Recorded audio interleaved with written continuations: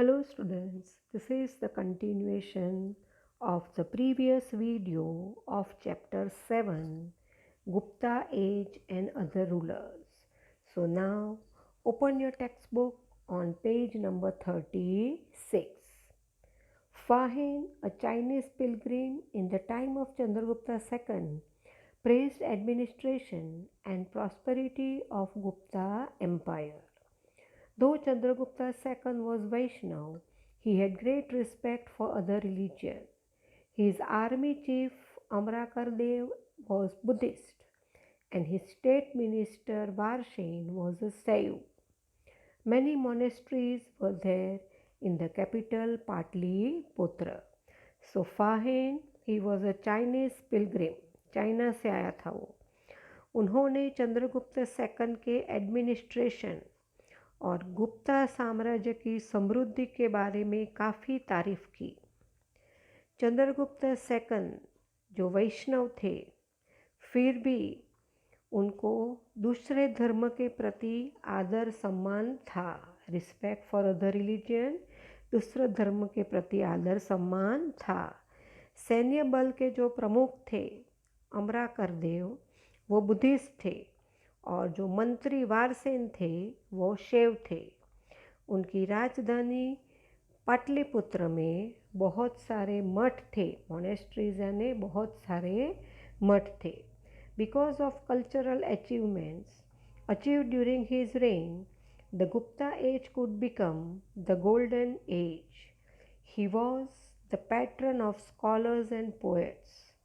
The great Sanskrit poet and playwright Kalidas was his royal poet.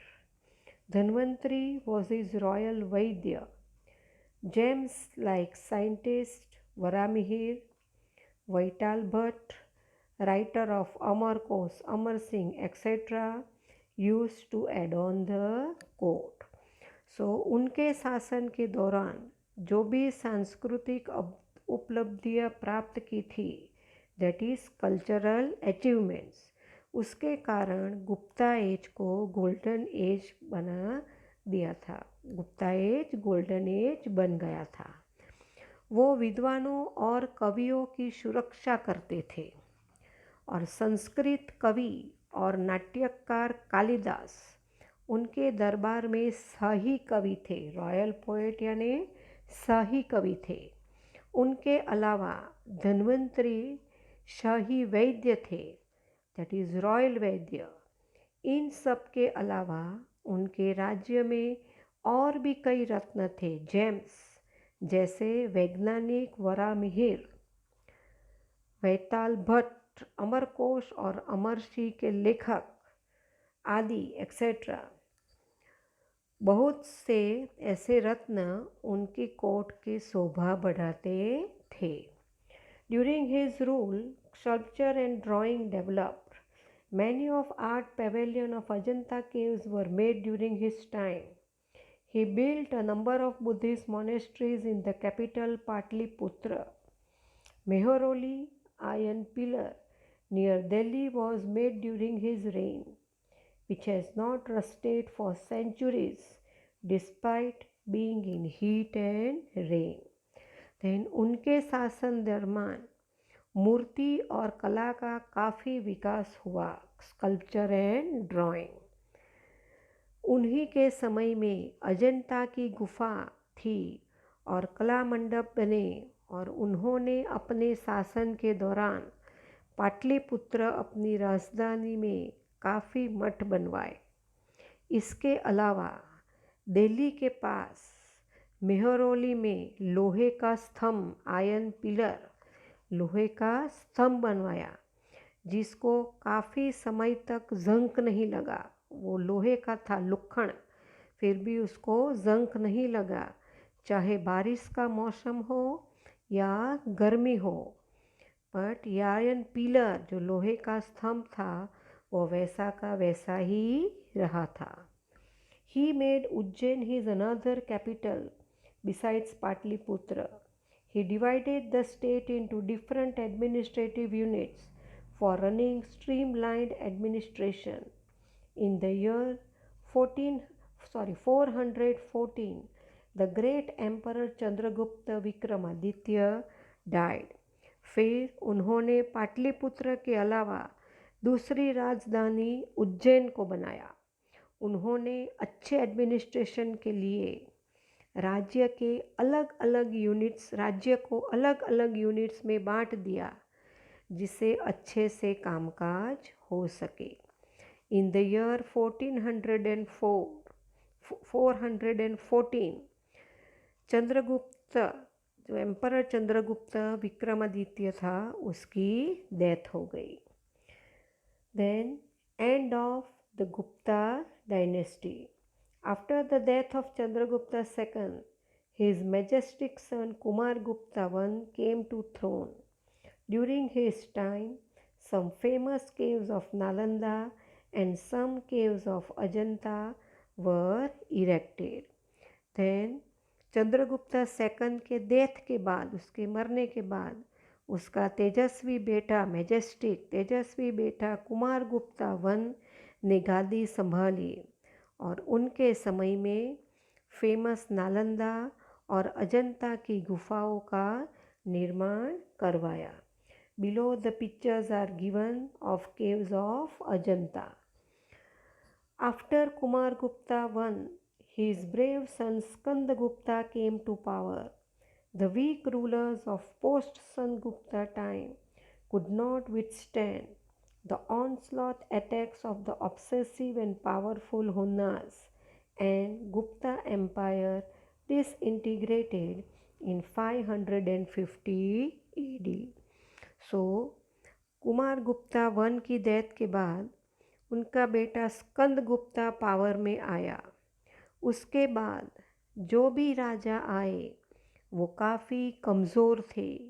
इस वजह से वो काफ़ी जो जनूनी और शक्तिशाली हुन्नास थे, उसके हमले को अटैक किया, उसको नहीं सह पाए और गुप्ता एम्परर पूरी तरह से टूट गया। एंड इन 550 AD वो ख़त्म ही हो गया। Administration of Gupta as.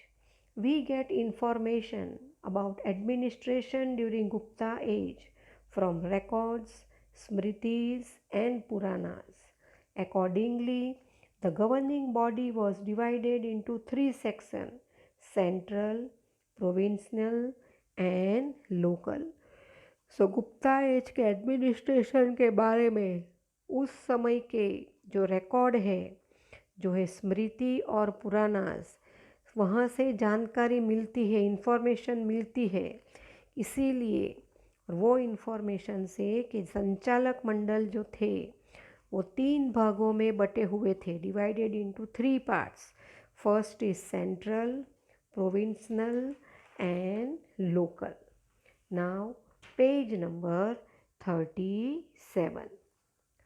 Emperor was at the center of Gupta administration. He adopted titles like Maharaja Dhiraj, Param Bhagwat. So जो सम्राट होता था एम्परर, वो गुप्ता एडमिनिस्ट्रेशन के सेंटर में होता था और उन्होंने महाराजा धीराज और परम भागवत का टाइटल अपनाया था। Usually prince was appointed as the head of the province. Kumaramatya and commissioner played a major role in the province.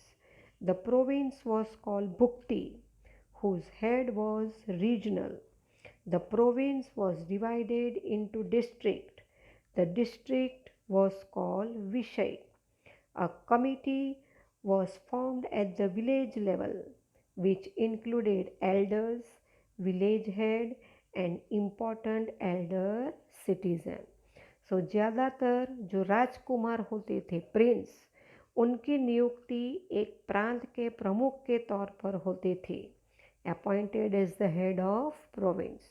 और कुमारमात्या और कमिश्नर बहुत ही बड़ा रोल प्ले करते थे। प्रोविंस यानी प्रांत जिसके प्रमुख रीजनल लोग होते थे। प्रांत ज़िलों में बटा हुआ था और डिस्ट्रिक्ट को विषय कहा जाता था। Then a committee was formed.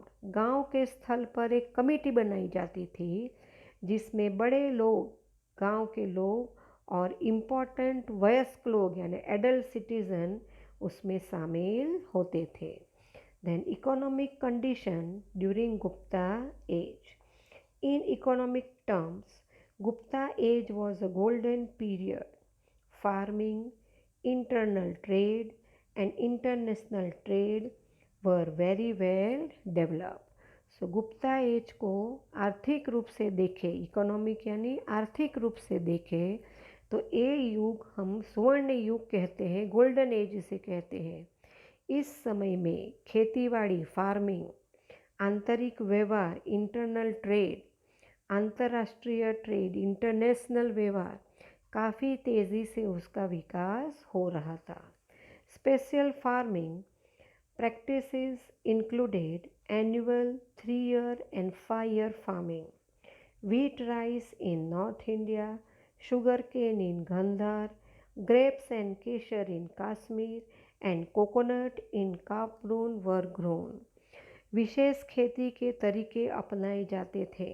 Special farming यानी विशेष खेती के तरीके अपनाए जाते थे, जिसमें वार्षिक यानी एनुअल 3 साल 3 इयर्स और 5 साल 5 इयर्स की खेती शामिल थी। नॉर्थ इंडिया में गेहूं और चावल, राइस और व्हीट, गंधार में शुगर केन, कश्मीर में ग्रेप्स और केसर की खेती की जाती थी और कामरून में नारियल उगाए जाते थे। Rice was grown in large quantity in Bengal, cotton in Gujarat and Sindh, and silk were produced in Bengal. Trade of condiments and spices, silk and cotton had developed in South India. Rice यानी चावल की खेती बहुत ज़्यादा मात्रा में बंगाल में होती थी। कॉटन यानी रुई गुजरात और सिंध, सिल्क यानी मखमल की उत्पादन बंगाल में होती थी। स्पाइसेस मसालों का व्यापार, मखमल और कॉटन का व्यापार साउथ इंडिया में काफ़ी फूल फल रहा था। हैज़ डेवलपमेंट फूल फल रहा था। King used to tax 1/6 of the total production. Land was donated to Brahmins and temples. International trade was the epitome of Gupta age. राजा जो उत्पादन होता था, जो प्रोडक्शन होता था, उसका छठा भाग कर के रूप में लेते थे, टैक्स के रूप में उसे वसूल करते थे। ब्राह्मण्स और मंदिरों को ज़मीन दान में दी जाती थी ताकि वो जगह पे वो लोग मंदिर बना सके। अंतर्राष्ट्रीय व्यापार गुप्ता एज का प्रतीक माना जाता था। International trade was the epitome of Gupta age, प्रतीक माना जाता था।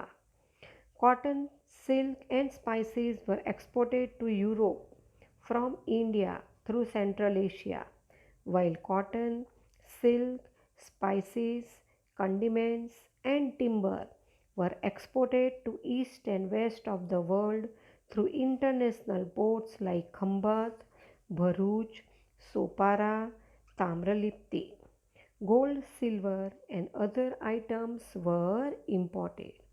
Then कपास, मखमल और मसाले को भारत से यूरोप तक सेंट्रल एशिया के थ्रू एक्सपोर्ट किए जाते थे, जबकि cotton, silk, spices, condiments and timber ये सब को दुनिया के पूर्व से पश्चिम, ईस्ट एंड वेस्ट तक अंतर्राष्ट्रीय बंदरगाहों से एक्सपोर्ट किए जाते थे। और ये इंटरनेशनल पोर्ट्स कहाँ पे थे? तो खंभात, भरूच, सोपारा एंड ताम्रलिप्ति। इन सब के अलावा गोल्ड एंड सिल्वर की बहुत सारी चीज़ें भी इंपोर्ट की जाती थी। Then religious status, Hinduism and Indian culture are seen in full swing during Gupta age. The Gupta emperor gave Vaishnavism the status of state religion. As a result, Vishnu, his avatar, Sri Ram and Sri Krishna were mostly worshipped at that time. Gupta age के दौरान Hinduism और भारतीय संस्कृति ज़ोर शोर से धूम मची हुई थी, हिंदुइज्म और भारतीय संस्कृति की, इंडियन कल्चर। गुप्ता एज ने वैष्णविज्म को राज्य धर्म का दर्जा दिया था। वैष्णविज्म को स्टेट रिलीजन, राज्य धर्म का दर्जा दिया था। तो इसी का ये नतीजा हुआ कि विष्णु के अवतार श्री राम और श्री कृष्ण की पूजा करने लगे और लोग उनको ज़्यादा मानने लगे। Lakshmi became very famous goddess. It was during this time only that Ramayana, Mahabharata as well as Puranas were recompiled. Srimad Bhagavad Gita became very important text of its time. So देवियों में लक्ष्मी देवी काफ़ी प्रसिद्ध हो गई। यही वही समय था कि रामायण और महाभारत को फिर से संकलित किया गया, कंप्लाइड यानी फिर से संकलित किया गया। श्रीमद् भगवद गीता उस समय का बहुत महत्वपूर्ण पाठ बन गया था। Like Vaishnavism, Shaivism also developed during Gupta age. In South India, Shaiv saints were called Nyar, while Vaishnav saints were called Alvar in South India. Mahishasudmardani Durga was also quite popularly worshipped here. The worship of Kartikeya was also practiced during Gupta age. Then Vaishnavism कि जैसे ही शैविज्म भी Gupta as में बहुत विकसित हुआ। दक्षिण भारत में शैव जो संत थे उसको न्यायनर कहा जाता था और वैष्णव सेंट जो थे उसको अलवार कहा जाता था। दुर्गा जो महिषासुर मर्दानी थी, जिसको महिषासुर मर्दानी बोलते हैं दुर्गा माता को, वो जानी जाती है, वो काफ़ी लोकप्रिय हो गई, वेरी पॉपुलर हो गई और लोग उसकी पूजा करते थे। इसके अलावा गुप्ता एज में कार्तिकेय ये गणपति दादा है, गणेश जी उसके भाई है, उसकी भी पूजा की जाती थी। तो students, the rest of the chapter will continue in the next video.